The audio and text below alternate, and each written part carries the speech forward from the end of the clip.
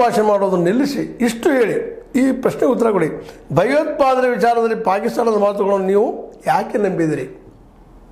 ಅವ್ರು ಹೇಳಿದ್ರು ನೀವು ನಿಲ್ಲಿಸಿಬಿಟ್ರಿ ಯುದ್ಧ, ಫೋನ್ ಮಾಡಿದ್ರು ಇಲ್ಲ ಯುದ್ಧ ನಿಲ್ಲಿಸು, ನಾನು ನಿಲ್ಲಿಸಲು ಭಯೋತ್ಪಾದನೆ ಹೇಳಿದ್ರು. ಎಲ್ಲಿ ಹೇಳಿದ್ರು, ಏನು ಹೇಳಿದರು, ಯಾಕೆ ಹೇಳಿದರು, ಹೆಂಗೆ ಹೇಳಿದರು, ಎಲ್ಲಕ್ಕೆ ಒಪ್ಪಿದ್ರಿ ನೀವು ಅದನ್ನು?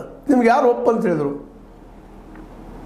ವಿರೋಧ ಪಕ್ಷಗಳು ತಿಳಿಸಲಾರದು ಯಾಕೆ ಒಪ್ಪಿದ್ರಿ? ಒಂದೇಳು ಒಪ್ಪಿದ್ರೆ ಏನು ಮಾತಾಡಿದ್ರು ಕೇಳ್ತಾ ಇದ್ದಾರೆ. ಯಾಕಂದ್ರೆ ಎಲ್ಲರ ಸಪೋರ್ಟಿಂದ ಗೆದ್ದಿದ್ರಿ ನೀವು, ನಿಮ್ಮ ಒಬ್ಬರಿಂದಲ್ಲ, ಅದರಲ್ಲೂ ಮುಖ್ಯವಾಗಿ ದೇಶದ ಸೈನ್ಯದಿಂದ ಗೆದ್ದಿದ್ದೀರಿ. ನೀವು ಯಾರೂ ಇಲ್ಲ, ಮುಖ್ಯ ಸೈನ್ಯ. ಆ ಸೈನ್ಯಕ್ಕೆ ಹೊಡೆದುಕೊಡುವಂಥ ಕೆಲಸ ಆಗಬಾರ್ದು. ಟ್ರಂಪ್ ಅವರ ಮುಂದೆ ಭಾರತದ ಜನರ ಹಿತಾಸಕ್ತಿಗಳನ್ನು ಯಾಕೆ ಬಲಿ ಕೊಟ್ಟಿರಿ? ಟ್ರಂಪ್ ಹೇಳಿಬಿಟ್ರು, ನಿಲ್ಲಿಸಿಬಿಟ್ರು ಯುದ್ಧ. ಅವ್ರು ಯಾರು ನಮ್ಮ ನಡಕ್ಕೆ ಬಂದು ಹೇಳುವಂಥವ್ರು? ಭಯೋತ್ಪಾದನೆ ಅನುಭವಿಸೋರು ನಾವು ಅದನ್ನು ಕಳೆದ 34 ವರ್ಷದಿಂದ ಅನುಭವಿಸ್ತಾ ಬಂದಿದ್ದೀವಿ ಅದನ್ನು. ಈ ಸಲ ನೀವು ಪೂರ್ಣವಾದ ಹಕ್ಕನ್ನು ಕೊಟ್ಟಿದ್ದು ಮಾಡ್ಯಪ್ಪ ದಾಳಿ ಮಾಡಿ ಅಂತೇಳಿ. ನೀವೇನು ಮಾಡಿದಿರಿ? ಯಾಕೆ ನಿಲ್ಲಿಸಿದ್ರಿ? ಟ್ರಂಪ್ ಯಾರು, ಹೂ ಈಸ್ ಹಿ ಅಂತ ಪ್ರಶ್ನೆ ಮಾಡ್ತಾ ಇದ್ದಾರೆ.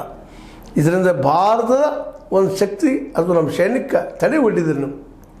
ಅಷ್ಟಲ್ಲ, ಕ್ಯಾಮ್ರಾಗಳ ಮುಂದೆ ಮಾತ್ರವೇ ಯಾಕೆ ನಿಮ್ಮ ರಕ್ತ ಕುದಿರ್ತದೆ? ನಿಜವಾಗಿ ನೀವು ರಕ್ತ ಕುದಿತಿದ್ದಪ್ಪ ಅದು ದಾಳಿ ಮಾಡಿಸಿಬಿಡ್ತಿದ್ರಿ.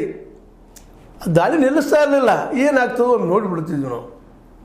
ಯಾಕೆ ನಿಲ್ಲಿಸಿದ್ರಿ? ಎಲ್ಲ ಈ ಟಿ ವಿ ಮಾಧ್ಯಮ ಮುಂದೆ ಕ್ಯಾಮ್ರಾ ಮುಂದಷ್ಟು ಧೈರ್ಯ ಏನು ಅಂತ ಪ್ರಶ್ನೆ ಮಾಡ್ತಿದ್ದಾರೆ. ಅವ್ರಿಗೆ ಕೇಳೋದ್ರಲ್ಲೂ ಅರ್ಥದ. ಅದರಲ್ಲೂ ಭಾರತದ ಗಣತಿಯೊಂದಿಗೆ ಭಾರತ ಇವತ್ತು ಠೊಕ್ಕಿ ಬಿಡ್ತಪ್ಪ ಅವ್ರ ಮುಂದೆ, ಪಾಕಿಸ್ತಾನಿಗಳ ಮುಂದೆ. ಯಾಕಂತಂದ್ರೆ ಅವ್ರು ಹೇಳ್ತಾಗ ನಿಲ್ಲಿಸಿಬಿಟ್ರಿ.